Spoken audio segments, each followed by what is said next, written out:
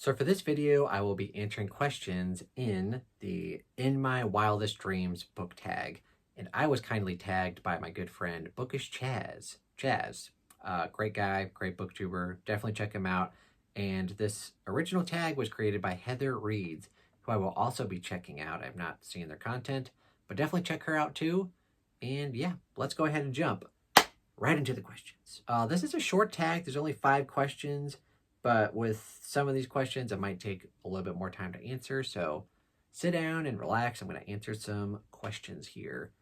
The first question is, what is your social security? No, I'm just kidding. That would be fun. I've always had an idea of doing a skit where like it's it's the social security number book tag. Question 1, what is your social security number? It's so stupid. Anyway, the first question is, your fantasy time and place to read a book. And basically, my in real life answer is I don't like to leave the house and I'm an early bird. So really the perfect time and place for me to read is like right when I wake up. I'll just start reading either in bed or on my couch, or if I've got chores to do, I'll do that. But basically early in the morning is when I've kind of got the most energy. Like I'm definitely a morning person. I didn't always used to be, but my job has basically forced me to become a morning person. So I used to read a lot during the night. I used to be a night owl. Like 8 p.m. to 2 p.m. I would, or 8 p.m. to 2 a.m. I was reading a lot, but it's kind of switched up now. I love to read in the morning when I can. But if we're going for not that, like if we're doing like outside, for example, the perfect condition would be like a nice place outside.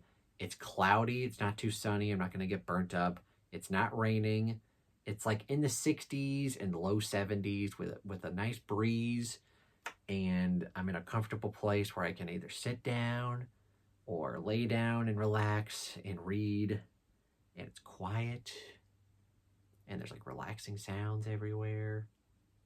There's no freaking birds chirping, I can't really do that here in Virginia. The weather is way too unpredictable to read. Also, too many mosquitoes. That's another thing. It's got to have no bugs. So really just, I'm kind of just saying the perfect place is just inside my house in the morning.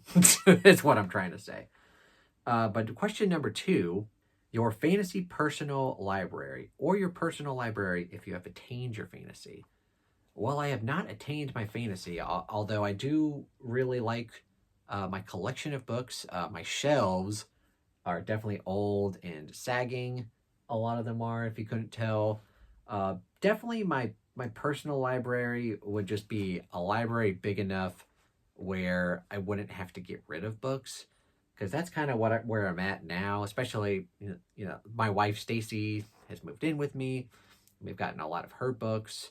I've had to make room, so I've had to, like, make some sacrifices, get rid of some books, even books that I really like. So there's that, but hopefully, like, a fantasy bookshelf, or a library, I should say, is one where I have enough shelf room and enough space where I can just kind of keep all of my books, and I don't necessarily have to get rid of them in order to make more space. But as of right now, we have plenty of books. Like, I think we're sitting at around 700 books, which is like 300 books away from being a literal library, which is kind of fun. We don't have enough room for that, though. But yeah, we definitely have enough books to read for a long time. So yeah, we're doing good. But yeah, if I had like my fantasy library would just be one big enough where I wouldn't have to get rid of books. Question number 3 is, imagine you have decided to build a bookshop. Fun. What would you call it? I'm going to call it the Bookish Drummer Den, which maybe not the best title, but that's what I'm going with for right now. Also, would it sell new or secondhand books? I'm going to say mostly used books, but some new books. And this actually kind of reminds me, it's kind of a bummer story, but I used to have like a really good secondhand bookshop in town called Paperbacks Inc. And just like the title would suggest, they used to mostly sell used paperbacks. And it was so good, and they used to have a really good store credit policy where, I could turn in a bunch of books and leave with a bunch of books and not have to pay a lot of money. But now they've moved locations. One, that was years ago, but now they're kind of, I don't know, like rebranded, but like it's kind of half and half now, where it's like half used books, but half like definitely more on display is like new books. And a lot of them are hardcover, which I don't really like anyway. I love paperbacks, if you couldn't tell. So that's kind of frustrating. So if I ran a bookshop, it would be mostly paperbacks with some new releases in hardcover. Also, would it sell anything else? Well, it's called the Bookish Drummer Den, so we would also sell not only books, but musical instruments, probably mainly focused on drums. Now, whether this is a smart business strategy, selling books and percussion instruments, I don't know, but that's what I'm going with. We'll see what the results are, but that's what I'm doing. The next question is, what features would you want in that shop? So I'm going to say that it would be a fun thing to do where customers could get discounts if they display their musical talent, if they have any. It would be something where like I set up a drum set, and if you want a discount, you just go nuts on the drums for like a couple of minutes. And probably some people would be really bad, but it would be very funny, and they get a small discount. I don't know. It would be a fun thing to do. I don't know. This will never happen. It's all theoretical. And question number 4, one person, not a booktube creator, with whom you can have a good conversation about books. So this used to be Stacy, my wife, because for a long time, I actually met her on Discord, and that's kind of how we started our relationships. We talked about books, and then a romantic relationship evolved, and obviously now we're married. But so for a long time, she didn't have a channel, but now she does.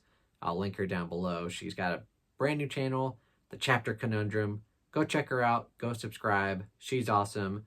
I'm also on her channel in a lot of the videos too, playing a lot of games there, and it's fun. Go check her out. But now that I can't use her, there are some people that I can talk about books with. Like my brother, for example, he does not have a channel, but we both love Stephen King. We grew up watching Stephen King movies, and now he's starting to slowly get into reading Stephen King books. He's read a lot of them, and he's continuing to do so I can talk about that. Stacy's sister, Lisa, is also a big-time reader. She probably reads more books than me half the time. But yeah, I can talk with her about books. She doesn't necessarily read the same genres that I do a lot of the time, but we can still communicate about books. And then there's a few friends in my life, like in high school and college, where we read, like The Dark Tower, or read A Song of Ice and Fire, or Witcher. Like, we could kind of have some common ground there. But yeah, so there's definitely people in my life who don't necessarily, they're not booktubers, and they're not on booktube, and they don't maybe do a lot of stuff with booktube, but I can still chat about books with them. So that I do enjoy that. There's definitely a lot of friends, though, that don't really read a lot, and people should read more. And the last question, if only, if you won $1 million, or pounds, or yen, or blah, blah, blah, if you won $1 million and you could only spend it on books, which I might if I did, or book-related items, how would you spend it? So that's crazy to have $1 million and you can only spend it on books. Basically, it would just be dedicating more shelves, like dedicating more rooms for bookshelves, because right now we have just, I don't know, like 3 or 4 bookshelves. Hopefully we could get some more. Hopefully we could get some better ones, because these are just cheap Walmart ones that I got for cheap.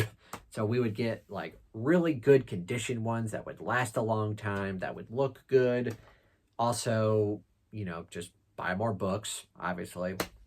And then basically I'd have an unlimited supply of audiobooks, because right now, I pay for Audible and Everend, and I only have 24 credits on Audible, and then they have the sales. But really, if I had $1 million, wouldn't have to worry about it. I'd just be like, oh, I want that audiobook. Done. Now I have to oh, I gotta search Libby and then I gotta search Everend. If it's not on there, like, oh, maybe I can wait for it. But like, if I had $1 million, it'd be like, oh yeah, audiobook, bing. So yeah, if I had $1 million, more better quality shelves, more books, and unlimited audiobooks. And then Stacy would probably want it for, her books, obviously, and then maybe just unlimited Kindle books, really. Just ding, ding, ding. But yeah, and then maybe like a better Kindle or updated whatever. But $1 billion is a lot to spend on books. But yeah, that's what I would do. All right, so that has been In My Wildest Dreams, the book tag. Thanks again for Bookish Chaz for tagging me in this one. This was a lot of fun. Very creative tag by Heather Books. Had a lot of fun with this one. And yeah, a lot of these are just kind of in my wildest dreams. I do want to say, if I won $1 million, I would not spend it all on books. I would try not to. But yeah, this was a lot of fun. Thank you guys so much for watching. If you enjoyed this, please give it a thumbs up. Consider subscribing to my YouTube channel and the Bookish Drummer Discord, where we've got a bunch of stuff going on. I've also got my Patreon links down below, as well as my Amazon wish list if you want to buy me some books, because I don't have $1 million. Thank you guys so much for watching, and have a fantastic day.